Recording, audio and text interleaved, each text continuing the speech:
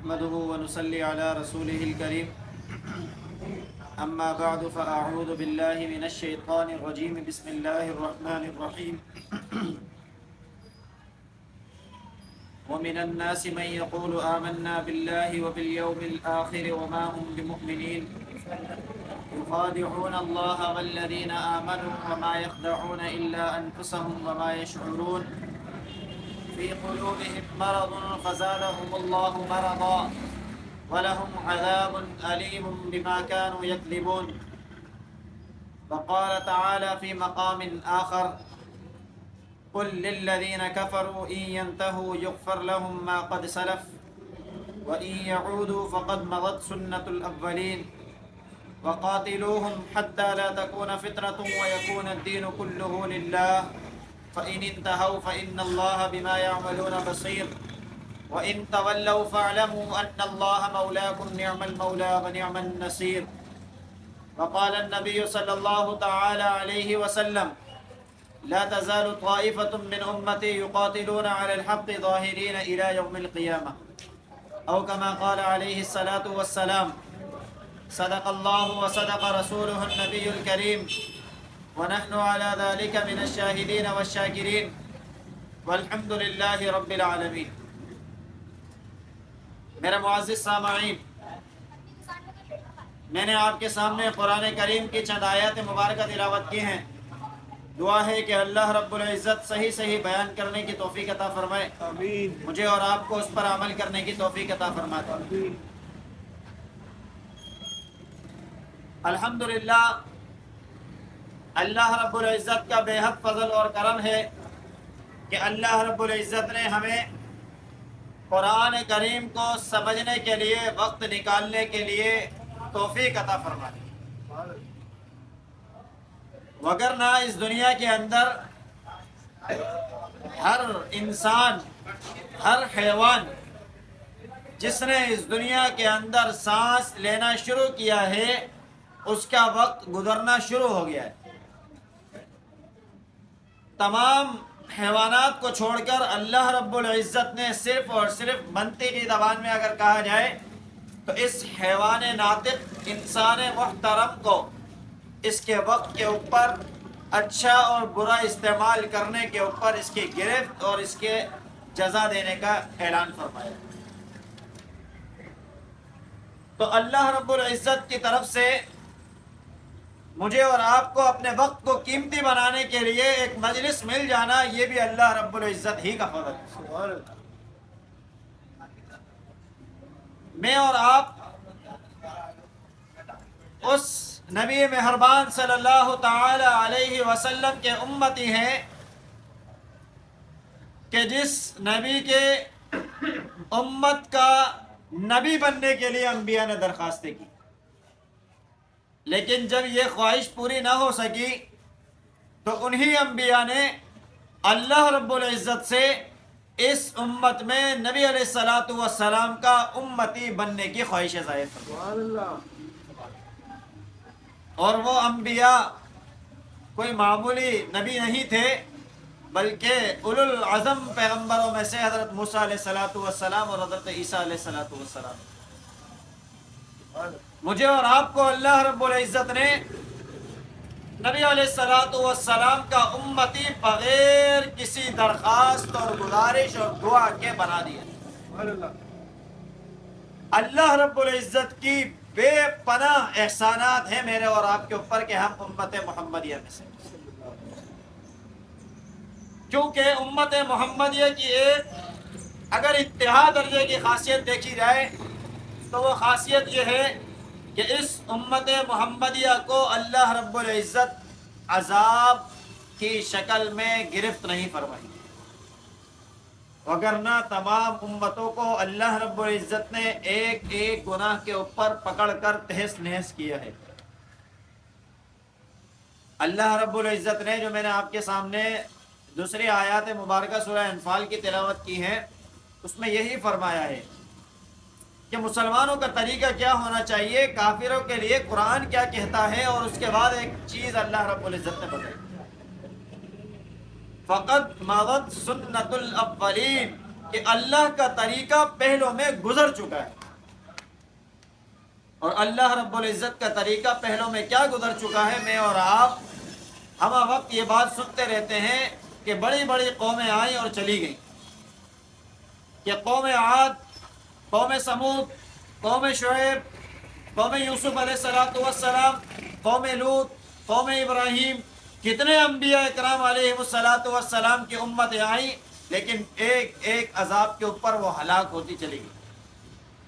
قوم عاد نے بات نہیں مانی ہود علیہ السلام کی، اللہ نے غرق کر دی، ختم کر دیا، اور ہوا کو حکم دے کر ہوا کے ذریعے ان کے چچڑے بھی کر دیے اللہ نے۔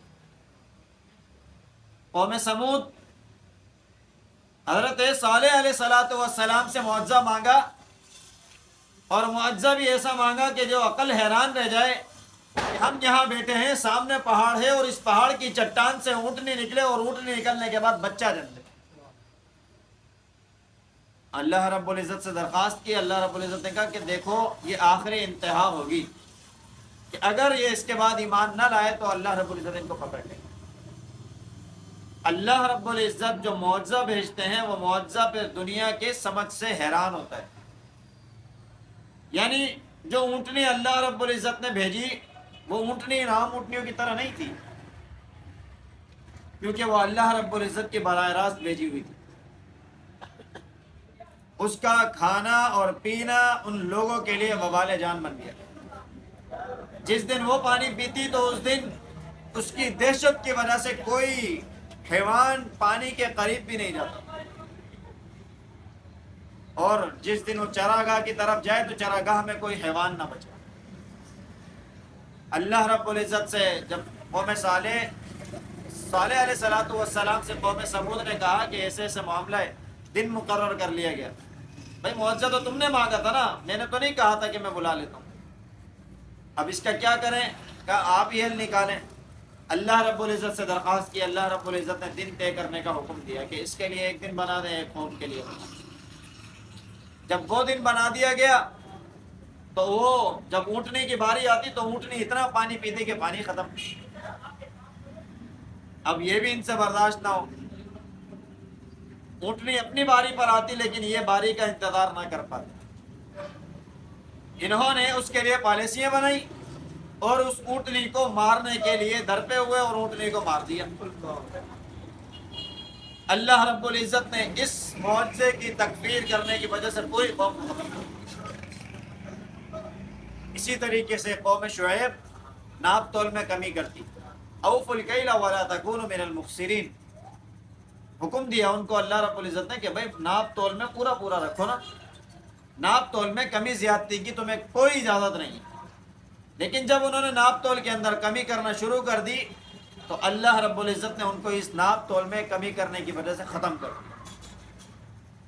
اسی طریقے سے دیگر انبیاء علیہ السلام کی امتیں ہیں کہ جن کو ایک ایک گناہ کے اوپر پکڑا ہے۔ قوم لوط اپنی مجلسوں کے اندر فحاشی کی باتیں کیا کرتی تھی، بیٹھ کر مجمع لگا کر فحاشی کی باتیں کیا کرتے تھے، اور یعنی کی باتیں کیا کرتے تھے، کسی کی عزت کے ساتھ کھیلنے کی پلاننگ کیا کرتے تھے۔ اللہ رب العزت نے اسی پر پکڑ کر ان کو ہلاک کیا۔ آج مجھے بتائیں اس قوم، ہماری قوم کے اندر، امت محمدیہ کے اندر کے ناپ تول میں کمی نہیں ہے؟ ہماری قوم کے اندر کیا نبی علیہ السلام کے پورے طریقے کے اوپر عمل کر رہے ہیں؟ نبی علیہ السلام کے معجزات میں سے کہ سب سے بڑا معجزہ جو معراج کا ہے، اور ہماری معراج نماز کو قرار دیا گیا کہ ہم نماز کو پورا ادا کر رہے ہیں۔ پھر اس کے بعد اگر دیکھا جائے تو فحاشی اور عریانی اور جتنی نچلے طبقے کی گھٹیا باتیں ہو سکتی ہیں وہ ہم مجلس سجا کر باتیں کیا کرتے ہیں۔ مجھے بتائیں کیا قوم لوط اس پر ہلاک نہیں ہوئی؟ میں اور آپ صرف اور صرف بچ رہے ہیں تو نبی علیہ السلام کے صدقے۔ یہ امت جو آج سانس لے رہی ہے اور جشن منا رہی ہے نا، صرف نبی علیہ السلام کی محبت کی وجہ سے۔ لیکن اگر اسی محبت کے اندر بھی ہم چھید کرنا شروع کر دیں، مجھے بتائیں نقصان کس کا ہوگا؟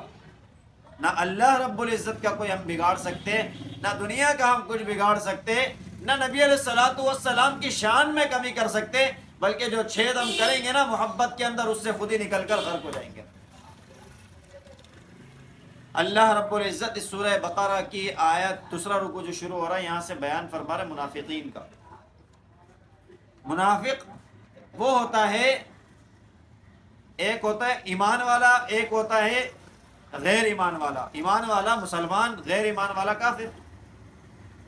لیکن جو ایمان لایا، ایمان کے بعد ایمان کے تقاضوں کے مطابق زندگی نہیں گزارتا، تو وہ بیچ میں لڑک گیا۔ اس کے لیے اللہ رب العزت نے لفظ استعمال کیا منافق۔ اور منافق قرآن اور احادیث کی روح سے جہنم کے سب سے نچلے طبقے میں، اس لیے کہ جنہوں نے اپنے آپ کو واضح کر کے کہہ دیا کہ جی ہم مسلمان نہیں ہیں، ان سے ہمیں کوئی خطرہ بھی نہیں ہے۔ لیکن جو خطرہ زیادہ ہوتا ہے وہ ان لوگوں سے کہ جو بنیاد میں شامل ہو جائیں، طاقت اور توانائی دکھانے کے لیے ہمارے ساتھ شامل ہو جائیں، لیکن زور لگانے کی باری آئے تو ایک طرف ہٹ کر کھڑے ہو جائیں۔ اللہ رب العزت فرما رہے لوگوں میں سے بعض وہ ہیں کہ من یقول، جو کہتے ہیں کہ آمنا، ہم ایمان لے آئے، باللہ، اللہ پر، وبالیوم الآخر، قیامت کے دن پر، وما ہم بمؤمنین، لیکن ان کے اندر میں ایمان موجود نہیں ہے۔ کیسے موجود نہیں ہے؟ یخادعون اللہ، وہ اللہ کو دھوکہ دیتے ہیں۔ اور اللہ کو کیا دھوکہ دیں گے؟ وہ ایمان والوں کو بھی دھوکہ دیتے ہیں۔ اللہ فرماتے ہیں نہ ایمان والوں کو کچھ بگاڑ سکتے، نہ یہ اللہ کا کچھ بگاڑ سکتے۔ وما یخدعون الا انفسهم، یہ اپنے آپ کو دھوکہ دے رہے ہیں۔ وما یشعرون، ان کو پتہ ہی نہیں ہے کیا کر رہے ہیں۔ اللہ فرماتے ہیں اس کی وجہ یہ ہے کہ فی قلوبہم مرض، ان کے دل کے اندر مرض ہے، بیماری ہے۔ وہ بیماری مختلف قسم کی ہو سکتی ہیں، اپنے آپ کو دنیا میں بلند کر دینا، اپنا اسٹیٹس بلند کر کے دکھا دینا، اپنے آپ کی بڑائی دکھا دینا۔ جو پروٹوکول کی ایک بیماری لگی ہوتی ہے، وہ بیماری لگ جانا کہ میرے آس پاس لوگ ہوں، میرا پروٹوکول ہو۔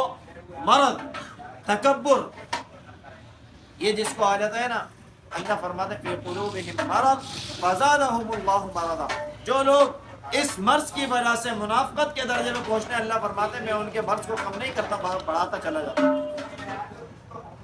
وَلَهُمْ عَذَابٌ أَلِيمٌ، اللہ فرماتے ہیں کوئی واپسی کا راستہ نہیں ہے، ان لوگوں کے لیے دردناک عذاب میرا تیار کرتا۔ بِمَا كَانُوا يَكْذِبُونَ، اس لیے کہ انہوں نے جو جھوٹ دنیا میں برپا کیے ہیں اس بنا پر۔ ہم لوگ، ہماری کامیابی اللہ اور نبی علیہ الصلوۃ والسلام کی سنت میں ہے۔ قرآن اور سنت ہمارے لیے انتہا ہے، ابتدا اور انتہا ہے۔ اس کے علاوہ اگر کوئی اور راستہ ہم سمجھتے ہیں تو وہ ہماری بربادی ہو سکتی ہے۔ آج بھی مسئلہ فلسطین وہ یہی ہے کہ پوری دنیا کے اندر مسلمانوں کی تعداد 2.25 ارب بتائی جا رہی ہے، اور اس کے باوجود 82 لاکھ یہودیوں کا مقابلہ کرنے سے 2.25 ارب لوگ عاجز ہیں۔ اس کی وجہ کیا ہے؟ اگر فیصلہ اللہ رب العزت نے کرنا ہوتا، اگر یہ نبی علیہ الصلوۃ والسلام کی امت نہ ہوتی تو آج ختم ہو چکی ہوتی۔ نبی علیہ الصلوۃ والسلام کی صدقے، ان کی برکت کی وجہ سے ہم لوگ بچے ہوئے۔ لیکن جو لوگ اس میں منافقانہ کردار ادا کر رہے ہیں، نہ تو وہ نبی علیہ الصلوۃ والسلام کی محبت کے دعوے دار ہیں، نہ ہی وہ لوگ نبی علیہ الصلوۃ والسلام کی محبت کے تقاضے پر چلنے والے ہیں، نہ ہی اللہ رب العزت کے بتائے ہوئے اصول قرآن کریم، نبی علیہ الصلوۃ والسلام کی چلتی پھرتی بولتی اخلاق قرآن کریم کے کسی تقاضے پر چلنے والے نہیں۔ اس کی وجہ یہ ہے کہ ان لوگوں کے نزدیک جو مرض ان کے دلوں میں آ گیا ہے، وہ آ گیا ایک پروٹوکول، تکبر، مال، دنیا کی حیثیت، کہ وہ امریکہ اور ان کے حواریین کی محبت میں کہ کہیں یہ ناراض نہ ہو جائے، وہ اللہ کو ناراض کرنے کو کہ اگر یہ ناراض ہو گئے تو ہماری معیشت کہاں سے آئے گی، اگر یہ ناراض ہو گئے تو ہمارے ملک کے اندر ہمیں قرضہ کون دے گا، اگر یہ ناراض ہو گئے تو ہم لوگوں کو کون طاقت دے گا۔ جبکہ اللہ رب العزت فرماتے ہیں یہ مرض ہے۔ کیا مجھے بتائیں سپر پاور امریکہ ہے؟ اللہ رب العزت کی ذات اس سے بڑھ کر سپر سے بھی سپریم ترین پاور اللہ رب العزت. کیا اس دنیا کے اندر امریکہ کیا خدائی ہو گئی اس کے پاس؟ کیا خدائی اس کے پاس چلی گئی؟ اللہ رب العزت سے نکل کر اس کے پاس ٹرانسفر ہو گئی ہے. خدائی صرف اور صرف اللہ رب العزت کی طرف. اس کے علاوہ جنہوں نے پہلے دعوے کیے وہ غرق ہو گئے، فنا ہو گئے، ختم ہو گئے، آج تک عبرت کا نشان بنے ہوئے.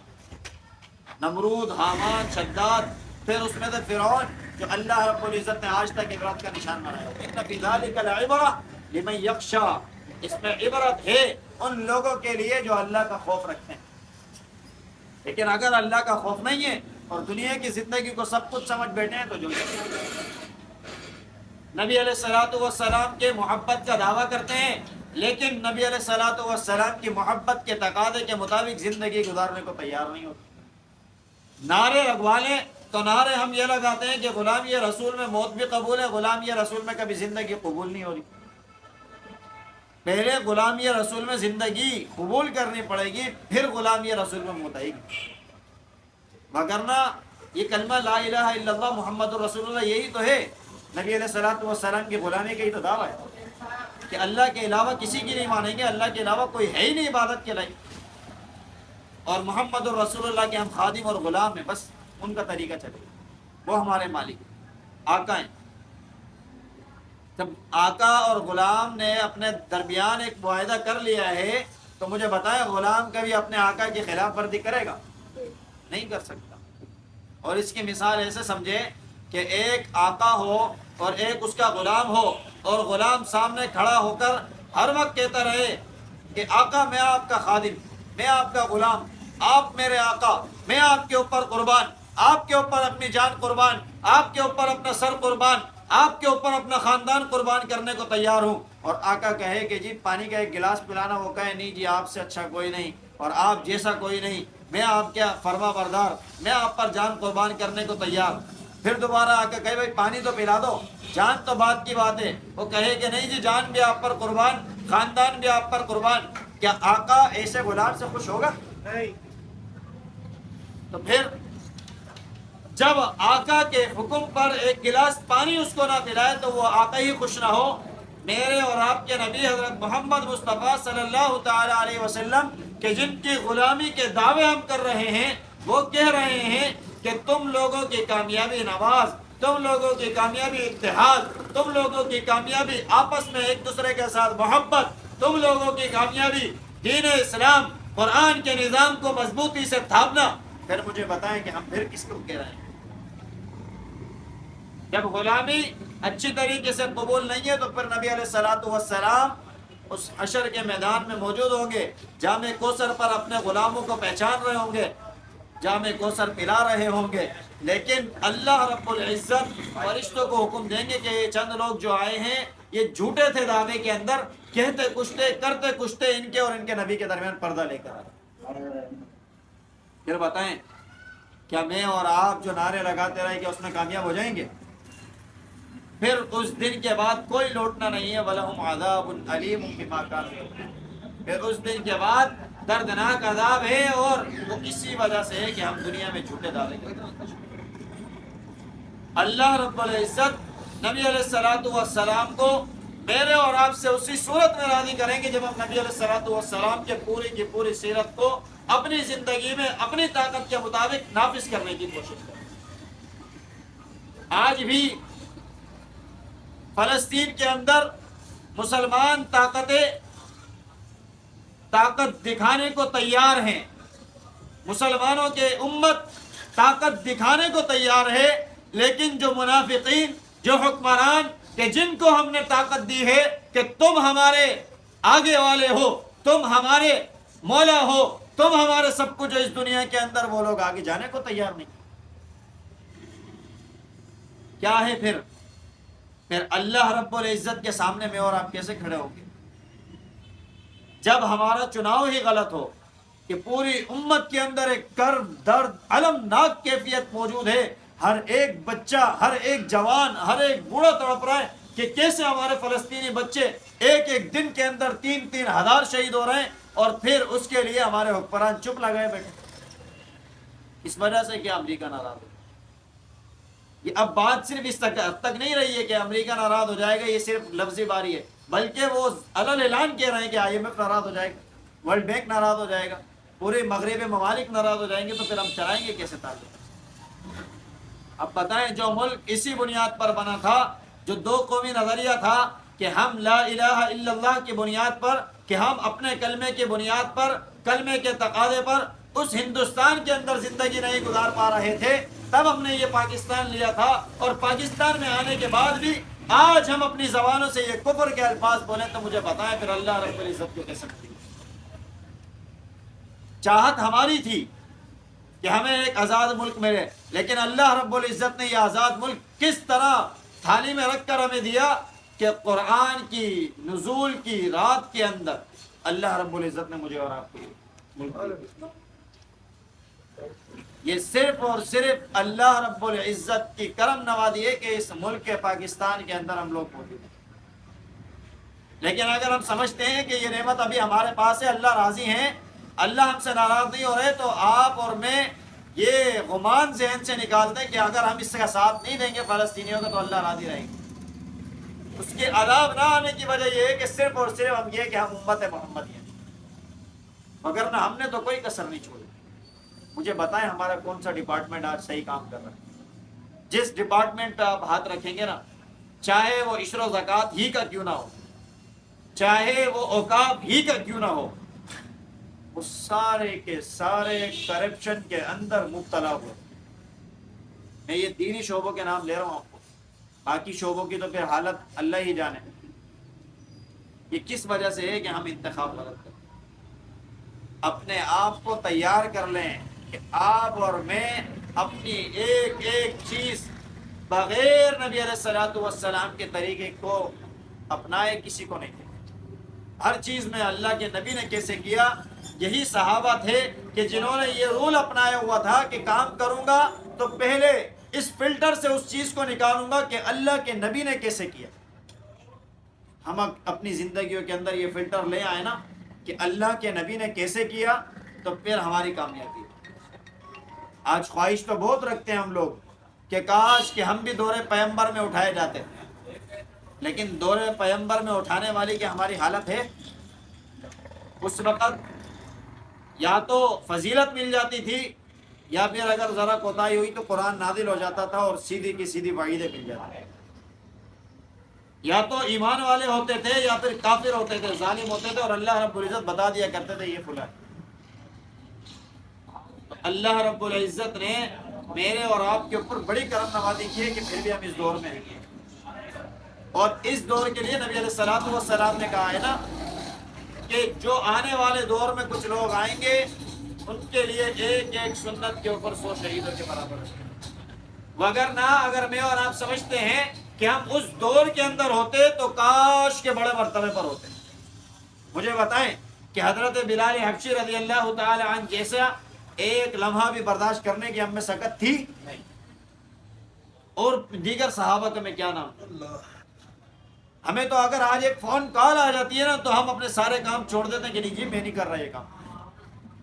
وہ ان کی ایک لمحہ گزارنا تو بہت دور کی بات. تو اسی لیے میرے اور آپ کے اوپر اللہ رب العزت کا بہت بڑا احسان ہے کہ ہم اس دور کے اندر امن اور امان کے ساتھ موجود ہیں. قرآن موجود ہے، قرآن کے ساری شروحات موجود ہیں، قرآن کے اوپر عمل کرنے کے لیے ہر زبان کے اندر تشریحات موجود ہیں، احادیث کا ذخیرہ موجود ہے. جس لمحے کی حدیث چاہیے وہ حدیث موجود ہے. پہلے صحابہ کو نبی علیہ الصلوۃ والسلام کے حکم کا انتظار کرنا پڑتا تھا کہ شاید کب نبی علیہ الصلوۃ والسلام اس بارے میں. یہاں تک کہ حضرت عمر فاروق رضی اللہ تعالیٰ نبی علیہ الصلوۃ والسلام کے گھر میں دعوت نبی علیہ السلام نے صحابہ کی تھی. اور سورہ احزاب کی آیتیں ہیں کہ نبی علیہ الصلوۃ والسلام کے گھر میں موجود ہیں صحابہ اور کھانا تیار ہو رہا ہے، اور سارے کے سارے صحابہ کبھی برتن کی طرف دیکھتے ہیں، کبھی مجلس کی طرف دیکھتے ہیں، اور کھانا تیار ہونے کے انتظار میں بیٹھے رہتے ہیں. یہاں تک کہ ازواج مطہرات بھی ادھر ادھر جا رہی ہیں گھر کے اندر.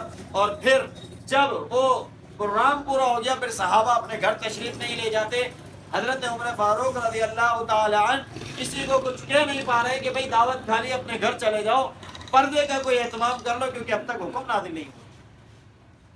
اللہ رب العزت نے اسی موقع پر حضرت عمر رضی اللہ تعالیٰ عنہ کے الفاظ کو قرآن بنا کر نازل فرمایا کہ بھئی دعوت میں بلائے جائے تو ایسا نہیں برتن کی طرف بار بار دیکھا کرو، اور ایسا بھی نہیں کیا کرو کہ کھا لو تو پھر وہیں بیٹھے رہو، بلکہ فانتشروا، انتظار کرنا پڑتا تھا نا کہ اللہ کا حکم آئے۔ مجھے اور آپ کو کیا قرآن اور دنیا کے کسی مسئلے کے اندر موجود کوئی بھی پریشانی آ جائے کہ انتظار کرنے کی ضرورت ہے کہ اللہ کا حکم آئے گا؟ یہ پورا قرآن موجود ہے، اٹھائیں اپنا مسئلہ نکالیں اس سے، احادیث کا ذخیرہ موجود ہے، نکالیں اس سے اپنا مسئلہ، چاہے وہ کسی بھی درجے کا مسئلہ ہو، قرآن اس کا حل بتاتا ہے۔ آج اس مسئلہ فلسطین کے اوپر میں اور آپ پریشان ہیں کہ کفر یہ کر رہا ہے، ظلم یہ کر رہا ہے، اور مسلمان یہ کر رہے ہیں۔ مسلمان کیا کر رہے ہیں؟ بھائی سورہ انفال کے اندر اللہ نے تو پہلے نازل فرمایا نا، ابھی جاوید بھائی کہہ رہے تھے کہ اللہ نے اس قرآن کو یکدم نازل نہیں فرمایا بلکہ 23 سال عرصے میں نازل فرمایا۔ کیا آپ سمجھتے ہیں کہ اس موقع پر ہی اللہ رب العزت وہ آیت بناتے تھے اور اتارتے تھے؟ بلکہ یہ قرآن کریم اللہ رب العزت نے اس دنیا کو بنانے سے پہلے ہی تلاوت فرمایا ہے۔ لیکن نبی علیہ الصلوۃ والسلام کو جس موقع پر جس چیز کی ضرورت پڑتی ہے اللہ اس کو آیت بنا کر نازل فرماتا ہے۔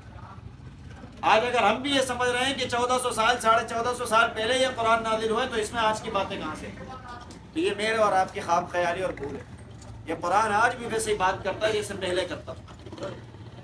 ان الذین کفروا وصدوا عن سبیل اللہ، کافروں کا تو کام ہی یہی ہے کہ وہ اپنا مال لوگوں کو اللہ کے راستے سے روکنے کے لیے خرچ کرتے ہیں۔ ان الذین کفروا ينفقون اموالهم ليصدوا عن سبیل اللہ، اپنا مال خرچ کرتے ہیں کس لیے؟ کہ لوگوں کو اللہ کے راستے سے روکیں۔ فَسَيُنْفِقُونَهَا، اللہ فرماتے ہیں کہ یہ بہت اور خرچ کریں گے، ابھی کچھ خرچ نہیں کیا۔ اور ایسا ہی ہے، آپ نے اور میں نے تو فلسطینیوں کی مظلومیت کے لیے یا ادارے یکجہتی کے لیے مال تو میرے خیال کوئی خاص خرچ نہیں کیا۔ ہم نے صرف اور صرف آوازیں اٹھائی ہیں اور اپنی حد تک اٹھائی ہیں۔ فلسطینیوں نے، ان اسرائیلیوں نے، یہودیوں نے صرف تشہیر کرنے کے لیے 70 ارب ڈالر خرچ کیے اپنے 3 ممالک کے اندر کہ ہم مظلوم ہیں، ہمارے اوپر ظلم ہو رہا ہے۔ تو یہ ہے ان لوگوں کی بنیاد۔ اللہ فرماتے ہیں اس سے نہیں گھبراؤ، یہ اور خرچ کریں گے۔ فَسَيُنْفِقُونَ ثُمَّ تَكُونُ عَلَيْهِمْ حَسْرَةٌ، پھر یہ ان کا مال خرچ کرنا ان کے اوپر حسرت بن کر رہ جائے گا کہ کیا ہم نے کر لیا یہ۔ ثم یغلبون، اللہ فرماتے پھر مغلوب بھی ان یہودیوں نے ہونا، ان کافروں نے ہونا۔ اور والذین کفروا الی جہنم یحشرون، سارے کافروں کو اللہ جہنم پر جمع کر دیتا۔ پھر جہنم اللہ نے کیوں بنائی؟ سوال ہوتا ہے نا کہ بھئی جہنم کیوں بنائی؟ تو اللہ رب العزت بتا رہے جہنم اس لیے بنائی لیمیز اللہ الخبیث من الطیب ویجعل الخبیث بعضہ علی بعض، کہ اللہ رب العزت نے جہنم اس لیے بنائی کہ پاک اور ناپاک کو علیحدہ کر دے۔ اللہ نے کسی اور مقصد کے لیے نہیں بنائی کہ جہنم کا اگر خوف ذرا ہو جائے کہ اللہ رب العزت ناراض ہو گئے تو جہنم مل جائے گی، تو جن لوگوں کے اندر ایمان کے اوپر عمل کرنے کی جستجو ہوگی وہ اچھے درجے سے عمل کر لیں، اور جن کے اندر عمل کرنا نہیں ہوگا اور جن کے اندر ذرہ برابر میں مرض ہوگا وہ الگ ہو جائے گا۔ اگر اس دنیا میں الگ نہیں ہوں گے تو آخرت میں اللہ ڈال دیں گے جہنم میں اور الگ کر دیں گے۔ اور اللہ رب العزت ایسے نہیں ڈالیں گے جہنم میں۔ اللہ فرماتے ہیں وَيَجْعَلُ الْخَبِيثَ بَعْضَهُ عَلَى بَعْضٍ، یہ جو گندے ہوں گے نا ناپاک، ان کو ایک کے اوپر ایک، جیسے یہ رکھی ہوئی نظر آ رہی ہیں آپ کو، ایک کے اوپر ایک ایسا اللہ رب العزت رکھ دیں گے۔ اور فَيَرْكُمَهُ جَمِيعًا فَيَجْعَلُهُ فِي جَهَنَّمَ، پھر ایسے ہی ان کو جہنم کے اندر ذرا دھکا دے دیتے ہیں۔ اولئک هم الخاسرون، اللہ فرماتے ہیں وہ خسارے والے ہیں۔ اللہ فرماتے ہیں ان کافروں سے کہہ دو، یہ جو آج کر رہے ہیں نا فلسطینیوں کے ساتھ اسرائیلی، ان سے کہہ دو ان ينتهوا یغفر لهم ما قد سلف، اگر ابھی باز آ گئے نا تو اللہ سارے گناہ بخش دیں گے پچھلے۔ وَإِن يَعُودُوا، اگر نہیں کرتے، نہیں لوٹتے، اپنے طریقے سے باز نہیں آتے، تو فقط مدد سنت الاولین، جو میں نے پہلے بیان کیا قوم عاد سے لے کر حضرت عیسیٰ علیہ السلام کی امت تک جتنے لوگوں نے نافرمانی کی، اللہ نے جیسے جیسے ان کی پکڑ کی، اللہ فرماتے ہیں وہ طریقہ گزر گیا، ان کو وہ بتا دے، اور پتہ سب کو ہے۔ وقاتلوہم، مسلمانوں کے لیے حکم یہ ہے کہ ان لوگوں سے قتل و قتال کرتے رہیں، حتی لا تکون فتنہ، یہاں تک کہ دنیا سے فتنہ ختم ہو جائے، وَيَكُونَ الدِّينُ كُلُّهُ لِلَّهِ، اور دین پورا کا پورا اللہ رب العزت کے لیے ہو جائے۔ آج اس کو کہہ دینا کہ جی یہ دو ملکوں کی آپس کی لڑائی ہے، ہمارا کوئی کام نہیں ہے، یہ اس سے بچت نہیں ہوتی، بلکہ یہ کہنے والے خود حماقت کے اندر مبتلا ہیں، ان کے دل میں مرض ہے۔ یہ دو قوموں کا نہیں بلکہ دو مذہبوں کا مسئلہ بن گیا ہے، یا تو اسلام یا تو کفر، دو ہی چیز ہیں۔ اس کے بیچ میں آنے والے وہ منافق ہیں۔ منافق بننے سے اللہ رب العزت میرے اور آپ کی، ہم سب کی حفاظت کرے، اور اللہ رب العزت ایمان پر رہتے ہوئے ایمان کے اعلیٰ ترین درجوں پر مجھے اور آپ کو عمل کرنے کی توفیق عطا فرمائے۔ فَإِنِ انْتَهَوْا، اللہ فرماتے ہیں اگر یہ نہیں کریں گے فَإِنَّ اللَّهَ بِمَا يَعْمَلُونَ بَصِيرٌ، اللہ رب العزت تو بہت بہت چھوٹی چھوٹی چیزوں کو دیکھ لیتے ہیں۔ وَإِن تَوَلَّوْا، اگر اعراض کرو گے اللہ رب العزت سے، اگر یہ لوگ اعراض کر لیتے ہیں، کوئی بھی اعراض کر لیتا ہے، تو دیکھو فَإِنَّ اللَّهَ مَوْلَاكُمْ، اللہ تو مسلمانوں کے حمایتی ہیں۔ جو قرآن پڑھتے ہیں کم، ان کے لیے اللہ نے ضمیر لائی، جو قرآن پر عمل کرتے ہیں، جو قرآن پر عمل کرنے والے، اللہ فرماتے ہیں میں تمہارا حمایتی ہوں، اور اللہ جس کا حمایتی ہو اس کے اوپر کون ہاتھ رکھ سکتا ہے؟ نعم المولا و نعم النصیر، اللہ خود اپنی تعریف میں فرما رہے ہیں کہ اللہ رب العزت کیا خوب حمایتی ہے، اللہ رب العزت کیا خوب مددگار ہے۔ مجھے بتائیں حیدرآباد کا کوئی چودھری ہو، کوئی وڈیرا ہو، اور وہ کسی شخص کو کہہ دے کہ جی میں آپ کا حمایتی ہوں، حیدرآباد میں کیسے دندناتا پھرے گا؟ کسی چیز کی اس کو پرواہ نہیں ہوگی۔ جس طریقے سے کر رہے ہوتے ہیں لوگ، ملک کا وزیر اعظم کسی کو کہہ دے، ملک کا آرمی چیف کسی کو کہہ دے کہ جی میں آپ کے حمایتی ہوں، اس کی کیا حالت ہوتی ہے؟ اللہ رب العزت مجھے اور آپ کو کہہ رہے ہیں میں آپ کا حمایتی ہوں، تمہیں ڈرنے کی کسی سے ضرورت نہیں۔ لیکن ہمیں پتہ نہیں یقین کیوں نہیں آتا، وہ یقین کہاں سے لائیں؟ ورنہ یہ جو موجود ہے نا حل، کہ جہنم اس لیے بنائے کہ پاک اور ناپاک کو علیحدہ کر دیں۔ سنار سونے کے اندر سے جو کھوٹ ہوتا ہے اس کو نکالنے کے لیے کیا کرتا ہے؟ اس نے تو سونے کو خالص کرنا ہے نا، مٹی میں ڈال کر اس کو پکاتے ہیں، اور پکانے کے بعد پھر کھوٹ الگ اور صحیح الگ، تو جو کام کا ہوتا ہے وہ لے لیتا ہے، باقی خراب ہے۔ کہ دنیا کے اندر آزمائش ہے، یا اللہ رب العزت کی طرف سے سمجھ لیں کہ میرے اور آپ کو اچھا نکالنے اور برے کو علیحدہ کرنے کے لیے ہے۔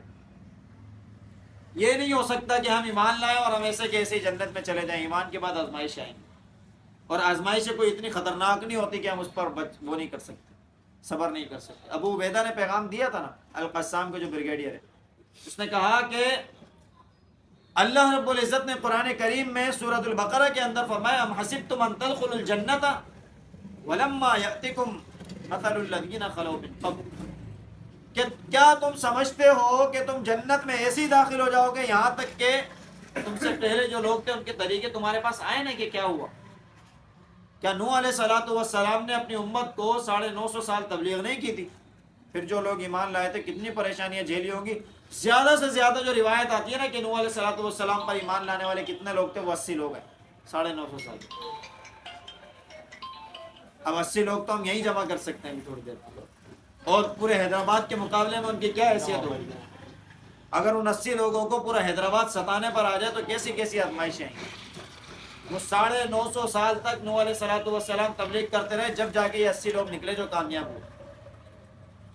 پھر اس کے بعد تمام انبیاء اکرام علیہم السلام مستهم البأساء والضراء وزلزلوا حتى يقول الرسول والذين آمنوا معه متى نصر الله، کہ ان کو تکلیفیں آئیں، تنگیاں آئیں، پریشانیاں آئیں، اور ان کو پوری طریقے سے ہلا دیا گیا، یہاں تک کہ اللہ کے نبی نے اور ایمان والوں نے کہا اللہ کی مدد کب آئے گی بھائی؟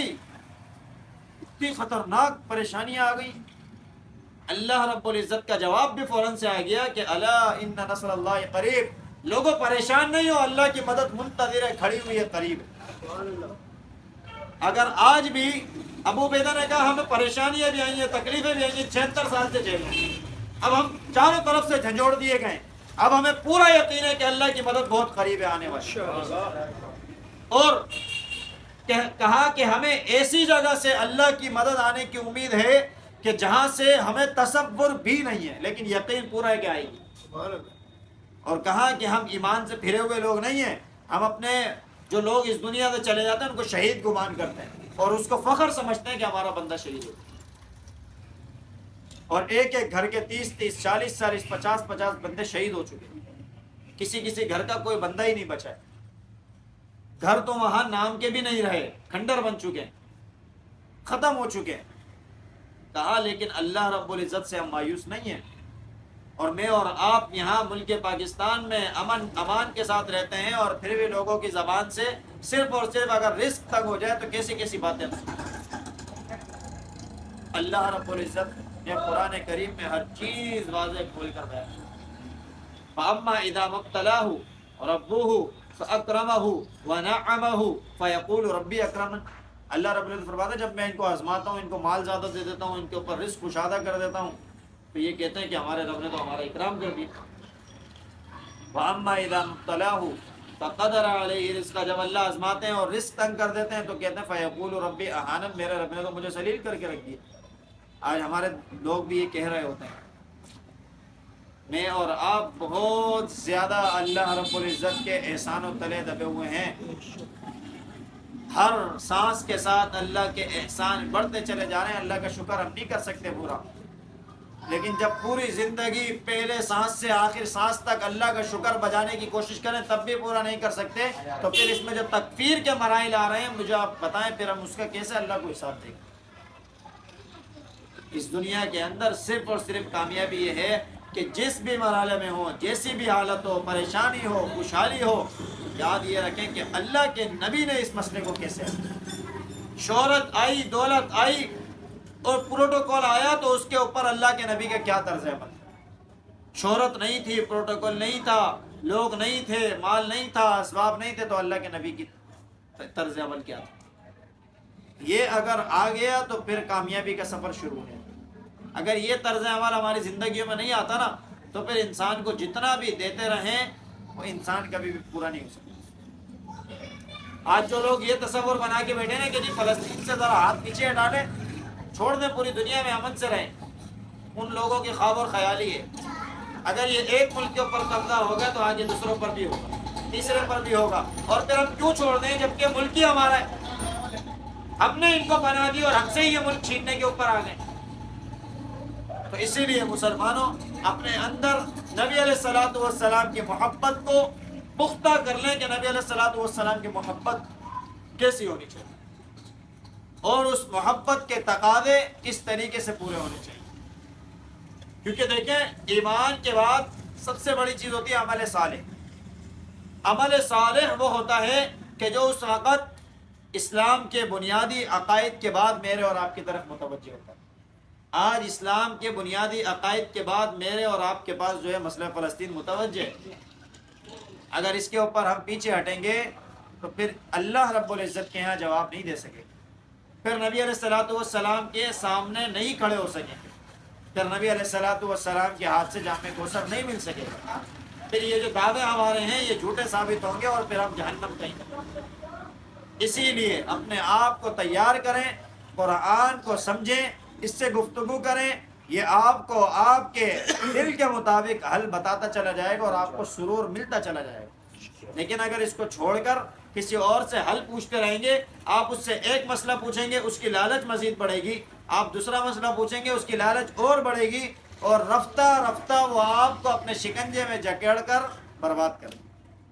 لیکن یہ قرآن ایسی چیز ہے کہ آپ اس سے اپنا مسئلہ پوچھتے رہیں، یہ آپ کو اپنی محبت میں بھی لپیٹے گا اور آپ کو اللہ کے قریب بھی کرتا چلا جائے گا اور آپ کے اندر اتنی ہی نورانیت بڑھاتا چلا جائے گا اور آپ کو اتنا ہی دنیا کے سامنے عزت اور مرتبت والا بناتا چلا جائے گا. اس کا کوئی مفاد نہیں ہے میرے اور آپ سے، کیونکہ قرآن جو ہے نا یہ صرف کتاب نہیں ہے، قرآن اللہ کا کلام ہے. قرآن جو ہے یہ اللہ کے اندر کی چیز ہے، یہ اللہ کی صفت ہے، کلام ہے. اس لیے دیگر کتابوں سے اعزاز بھی اس کا بڑا ہے. دیگر کتابیں تھیں، یہ کتاب نہیں ہے، یہ کلام ہے، یہ اللہ کا کلام.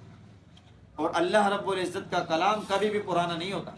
جیسے اللہ رب العزت نئے اور پرانے نہیں ہوتے، اللہ رب العزت کا کلام بھی نیا پرانا نہیں ہوتا.